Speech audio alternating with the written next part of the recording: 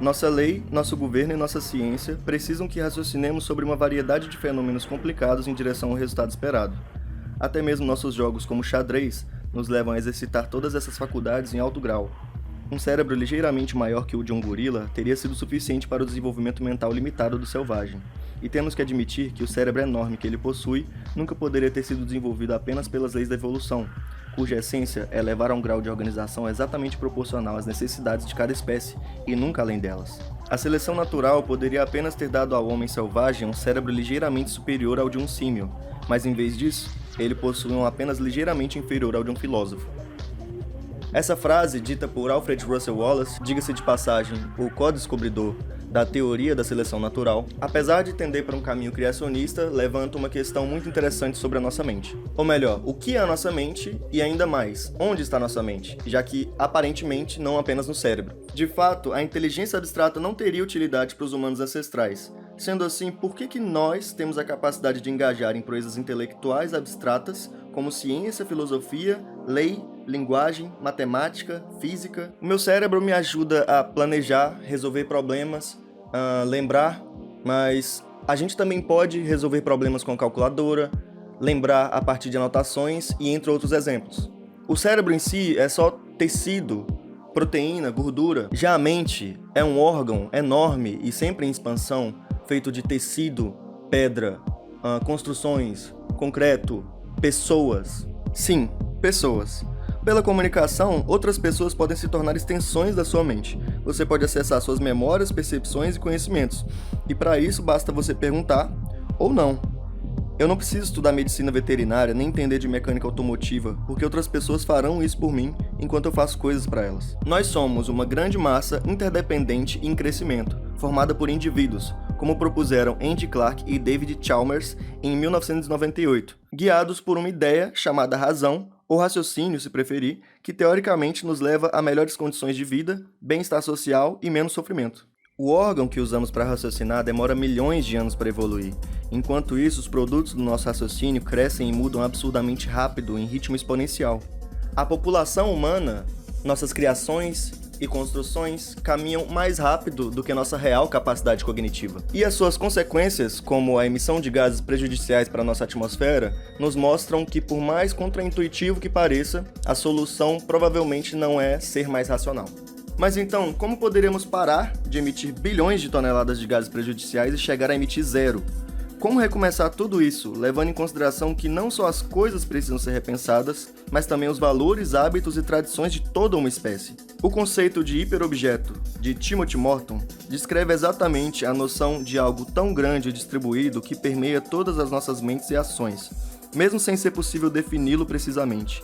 Talvez por ser tão onipresente, não consigamos apontar onde começa e onde termina. Isso me lembra o livro Realismo Capitalista, de Mark Fisher, que meu amigo Amaury Gonzo me deu quando eu estava em São Paulo. Não é esse daqui porque eu acabei emprestando pro meu baixista. Nele, o Fisher discorre sobre o capitalismo, claro. Mas eu gosto muito porque apresenta uma leitura atual, onde o capitalismo ficou tão onipresente que se tornou um tipo de hiperobjeto.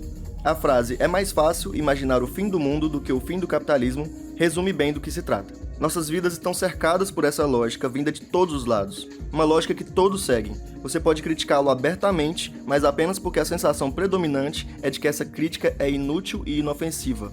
E a crítica, dentro do próprio sistema, só aumenta a sensação de que ele é tudo que existe e sempre existirá. Nós nos encontramos em um estado de inércia comportamental, que por si só não é algo negativo. Para a evolução das espécies, é um tipo de não se mexe em time que está ganhando. Se uma espécie encontrou um método, uma forma, um ambiente que seja bom para sua reprodução, ela provavelmente vai se encontrar inerte. Entretanto, nós humanos não estamos em boas condições, pelo menos não a grande parte de nós. E os problemas que enfrentamos têm causas muito abstratas. As emissões de carbono, por exemplo, são invisíveis e não imediatas. Produzem efeitos no futuro, em lugares imprevisíveis. Isso se aplica a todos os problemas sociais. A maioria das pessoas sabe que algo está errado por enxergar as consequências, mas as causas vêm de outros problemas, que por sua vez vêm de outros, cada um mais complexo que o outro. Assim, ao final, a sociedade sendo parte da nossa mente, nos faz apenas um neurônio esquecido. O que é o raciocínio? Bom, é um tipo de inferência, que significa basicamente gerar uma informação a partir de outra. Por exemplo, os nossos olhos nos dão imagens bidimensionais, mas como nós temos dois, nós utilizamos da perspectiva de ambos para então compreender o mundo tridimensional. O raciocínio, entretanto, é uma inferência consciente e deliberada, ao contrário das inferências inconscientes e imediatas. Quando Erastótenes descobriu que a Terra era redonda e conseguiu medir seu raio aproximado, ele utilizou seu conhecimento de luz, sombra e tempo para poder comparar a sombra de duas torres de mesmo tamanho em lugares diferentes. Você pode inferir que nosso raciocínio evoluiu, que hoje somos capazes de chegar a conclusões mais certeiras, tomar melhores decisões e adquirir mais conhecimento. Porém, se o raciocínio é tão incrível e seu objetivo final é encontrar a verdade em si, por que todo mundo não concorda em tudo, ou pelo menos em alguma coisa? Já que somos uma espécie com a razão tão sofisticada. Você pode argumentar que se todos se atentassem apenas aos fatos, conseguiríamos entrar em consenso. O único problema é que não é assim que o raciocínio funciona. Na maioria das vezes, a gente toma decisões, faz julgamentos a partir da intuição. Quando você vê uma pessoa brava, você não pensa deliberadamente na linguagem corporal ou no tom de voz dela. Mas então, se te perguntarem o porquê você acha que aquela pessoa está brava, você vai ser capaz de dar inúmeras razões para isso.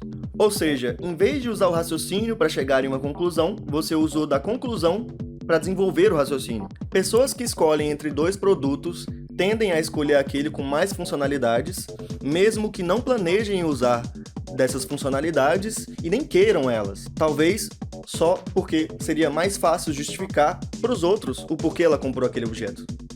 Nós damos justificativas mais ou menos complexas dependendo do público-alvo. Em uma conversa, as razões e o raciocínio podem se tornar mais desenvolvidos e sofisticados, dependendo de quem pergunta e de como pergunta.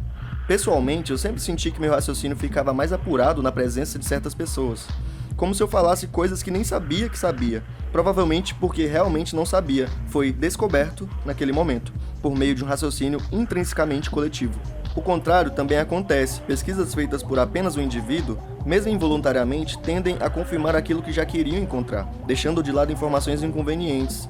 Se o raciocínio fosse um método para encontrar a verdade absoluta, provavelmente não teria essa falha. Duas coisas. Os humanos evoluíram para preencher o nicho cognitivo, raciocinando e cooperando coletivamente. As faculdades mentais que evoluíram para prosperar nesse nicho podem ser cooptadas para campos abstratos, como a metáfora e a combinação produtiva, ambos manifestados na linguagem. Na biologia, um nicho é definido como o papel que um organismo ocupa em um ecossistema. Segundo Tube e Devor, o nicho cognitivo é uma extensão desse conceito, baseada na ideia de que, em qualquer ecossistema, existe a possibilidade de um organismo superar as defesas fixas de outros por meio do raciocínio de causa e efeito e da ação cooperativa. Essas estratégias cognitivas são elaboradas de forma improvisada, em combinações infinitas adequadas à ecologia local. Elas surgem por meio do design mental e são aplicadas, testadas e ajustadas pelo feedback durante a vida dos indivíduos, em vez de surgirem por mutação aleatória e serem refinadas ao longo de gerações pelo lento processo de sobrevivência e reprodução diferenciais. Os seres humanos desenvolvem ofensas em tempo real, contra as quais os outros organismos só podem se defender em tempo evolutivo. O raciocínio é uma atividade coletiva, segundo a teoria social. Por exemplo, se eu e você tivéssemos duas bolas e a gente tivesse que entrar em um consenso entre qual delas é a melhor, seria muito mais fácil e rápido se eu escolhesse uma, você escolhesse a outra e a gente defendesse qual delas é a melhor. O experimento das jujubas no pote é um interessantíssimo exemplo de como e para que o raciocínio existe. Consiste em apresentar um pote cheio de jujuba e pedir para uma grande quantidade de pessoas que adivinhem o número de jujubas. A chamada sabedoria da multidão é muito mais precisa do que qualquer indivíduo isolado. Isso acontece porque, inevitavelmente, algumas pessoas chutam muito alto e outras muito baixo, de forma que todas as discordâncias acabam se cancelando. Tudo isso dito, o problema é que o raciocínio evoluiu para ser usado socialmente, onde diferentes perspectivas colaboram em direção a uma conclusão em comum. Esse contexto tem se tornado cada vez mais raro. Com a internet e o crescente fluxo de informações, ficou mais fácil se tornar um pesquisador solitário. A internet deu voz a mais pessoas do que em qualquer outro momento da história, mas também facilitou o abandono da responsabilidade e a busca por grupos onde todos concordam com você. Hoje enfrentamos mais problemas do que jamais tivemos que lidar e espera-se que tenhamos opinião sobre todos eles. A exponencial complexidade do mundo dificulta que tenhamos razões bem embasadas para tantas intuições que precisamos formar. Por isso que a gente busca figuras que assumam essa responsabilidade por nós, que justifiquem nossas intuições. ou grupos, lugares e pessoas que possam nos fornecer uma razão pelo nosso pensamento. Você já passou por aquele tipo de conversa que você fala alguma coisa e a pessoa diz: sim, nossa, exatamente. Pois é, estamos todos isolados, sempre só se aproximando de quem pode validar a nossa intuição, nos fechando em esferas cada vez menores, ou bolhas, como diz o Peter Sloterdijk. Já reparou como alguns setores da direita e da esquerda parecem gritar por uma opinião política apenas porque o outro lado discorda? Nós sempre buscamos no outro a confirmação de quem somos, seja por identificação, seja por oposição. No fundo, é uma relação simbiótica. Se não existe direita, não existe esquerda e vice-versa. Essa guerra cultural tem avançado a passos largos rumo a uma guerra epistemológica. Não parecem mais existir áreas de consenso entre os grupos. Eles se distanciaram tanto que já não cabe mais um debate real. Não parece haver discussão com o objetivo de chegar a uma conclusão.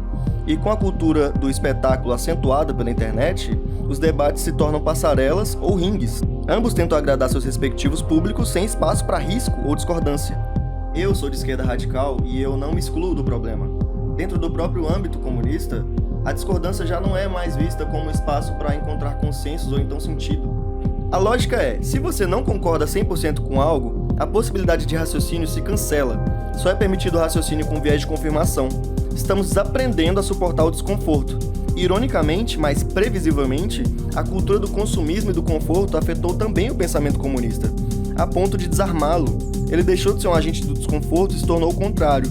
Engajou-se em espetáculos midiáticos de grandes corporações sob a justificativa de ocupar espaços, mas, contraditoriamente, esses espaços não seriam concedidos se houvesse ali qualquer risco real de quebra de paradigma, desconforto ou ameaça ao status quo. Eu acho que eu vou encerrar esse vídeo por aqui, sem uma conclusão exatamente, porque esse vídeo está sendo mais um teste de conteúdo, se vocês vão gostar e tal. Me digam aí o que vocês acham, me deem sugestões e tal. E lembrando que eu não sou acadêmico, tá? Então, qualquer pessoa que saiba mais sobre o assunto, que tenha formação, pode me corrigir, pode iniciar uma discussão nos comentários.